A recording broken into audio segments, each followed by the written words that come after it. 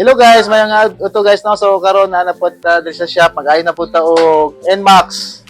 Nmax 155. So daot ang iyahang pan guys, ang iyahang telescopic. So nibot to. So kinahanglan na to siya og kambiyan og wheel seal guys. So tara tagiya guys oh. Hangout to sir. Hoy, tila sa kalam. Dapat. So na po tayo diri WR guys no. So WR 155. So na po nato siya. So ako gipatanggal kay kulot guys. Tara oh, kulot. Shout out mga guys. Oh. Karon mamongkas sa pagdayanin sa So WR. mag-tune up ta tapos mag-replace ta og brake pad. Tara brake pad. So shout out sa tagihan ni. Tara. Pangalan. Sports. Ah. Salamat.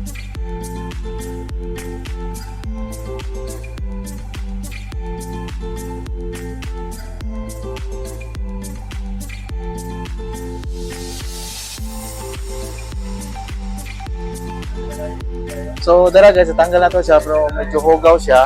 So, wala na siya gas-gas. So, ato lang siya, nagtiyohan nyo man na simbolon. Mag-replace sa taga-wheel seal guys.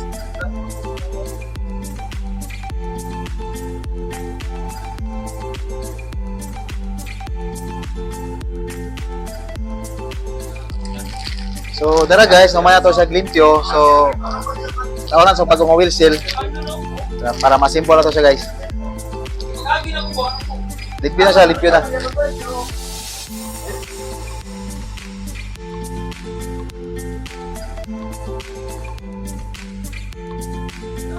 So, dara guys, nang wheel seal. So, nakoy tip guys no para mas nindot ang yahang mahugot sa wheel seal. So, mas maayo putlan to siya spring.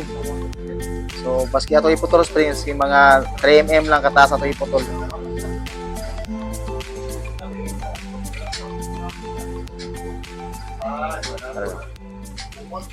So, ato ibalik sumpay para hugot siya.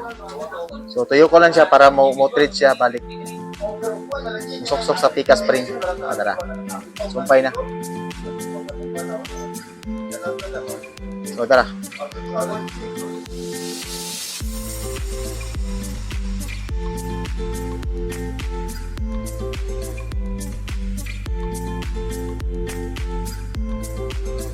So, dara guys.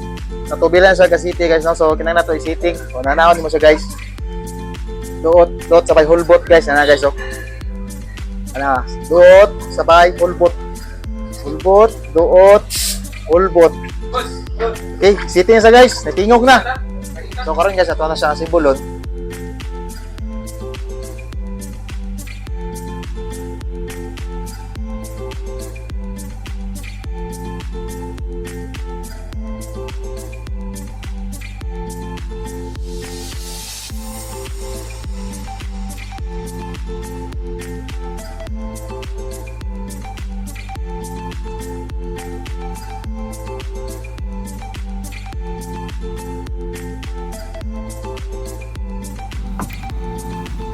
So, humana guys. So, salamat. God bless.